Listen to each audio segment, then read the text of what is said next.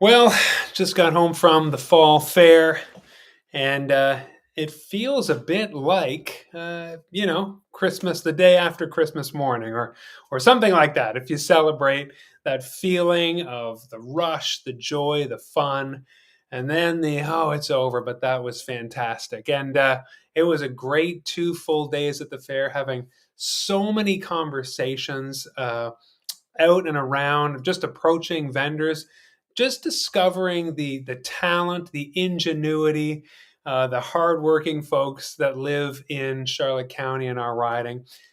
From talented musicians on stage to incredible food vendors.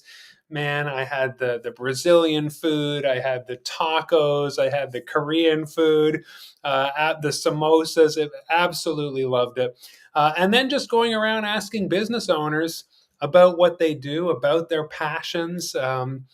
Everything from seaweed makers to postcard makers and photographers and woodworkers and people who serve children, nature's backpack, all the great constellation that makes us this county. But another thing that is incredibly valuable coming out of these conversations is it helps us figure things out. And that's why I felt like I couldn't get into enough conversations. I just wanted to be constantly reaching out, hearing people's stories, hearing what they think we can do to improve in this province and this riding.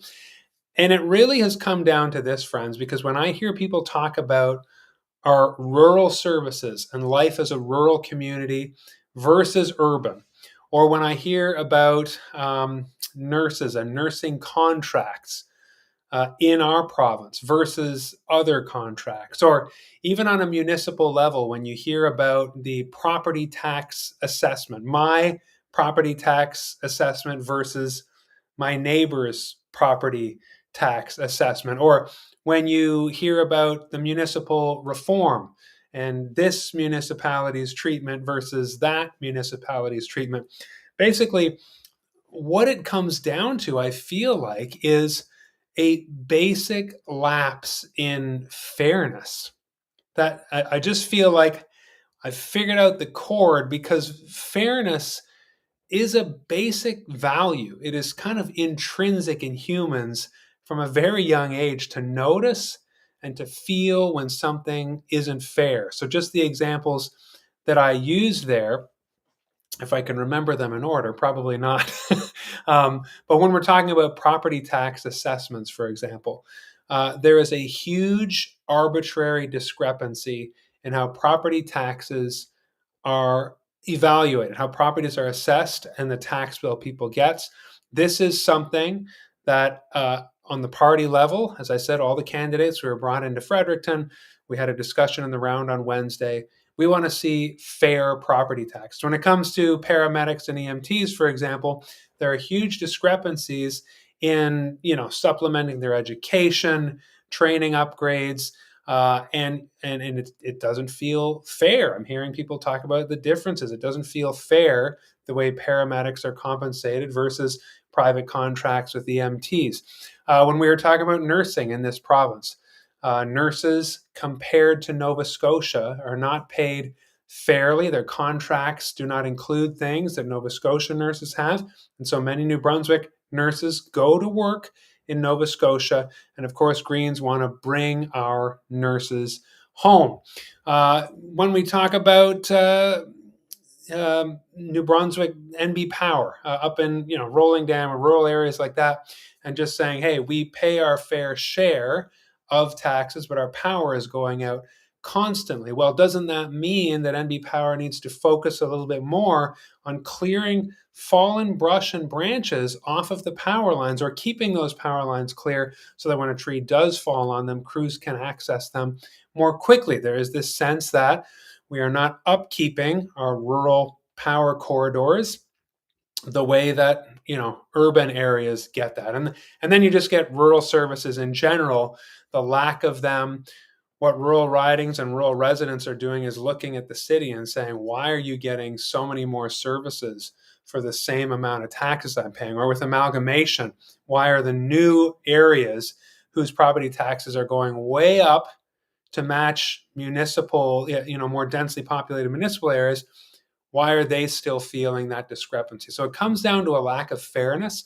And as MLA, I'm understanding that. And that is something that needs to be addressed because our systems need to serve us, not vice versa. We don't serve broken systems. Right now, it feels like there's not much we can do in the way of reform. So there's that piece.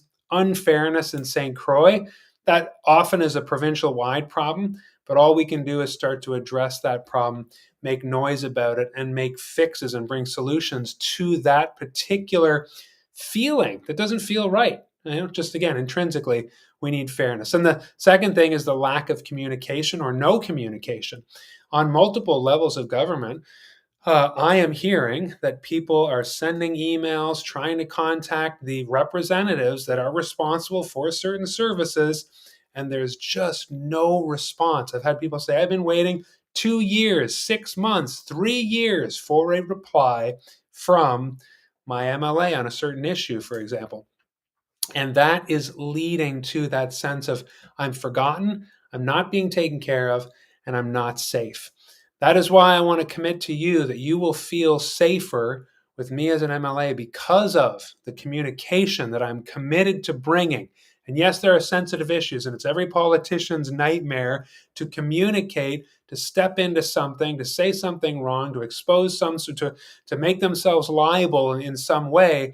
But of course, the alternative is to say nothing, to have this kind of wall of silence that voters, that constituents start to feel is a lack of work, a lack of understanding, and being ignored.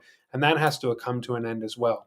So I thank you for the wonderful 2 days of rich conversation, helping me understand what is frustrating to you. We have to fix specific issues, but then on a higher level, overarching issue, when we're talking about, the feeder of all those little things that are making us feel the way we do, is that we feel that there's a lack of fairness and a lack of communication. And that has to and will change. Thanks for joining me. I hope you had a great weekend.